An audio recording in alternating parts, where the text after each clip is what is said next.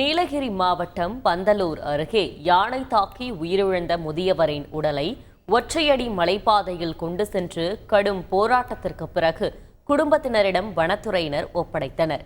பந்தலூர் தாலுகாவிற்கு உட்பட்ட பெண்ணை கிராமத்தை சேர்ந்த முதியவர் சென்னா காட்டு யானை தாக்கியதில் உயிரிழந்தார். பந்தலூர் அரசு மருத்துவமனையில் அவரது உடல் பிரேத பரிசோதனை செய்யப்பட்டு அடக்கம் செய்வதற்காக சொந்த கிராமத்திற்கு கொண்டு செல்லப்பட்டது. சுமார் 2 கிலோமீட்டர் மலைப்பாதையை கடந்து அவரது கிராமம் உள்ளதால் வனத்துறையினர் அவரது உடலை ஒற்றையடி மலைப்பாதையில் சிரமத்துடன் கொண்டு சென்றனர். பின்பு உடலோடு அங்குள்ள சிறிய ஆற்றை வனத்துறையினர் கடந்தனர்.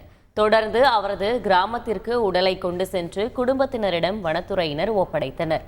பின்னர் தமிழக அரசின் இழப்பீட்டுத் தொகையான 10 லட்சம் ரூபாயில் முதற்கட்டமாக 50,000 ரூபாய்க்கான காசோலையை முதியவரின் குடும்பத்தினரிடம் வனத்துறையினர் வழங்கினர்.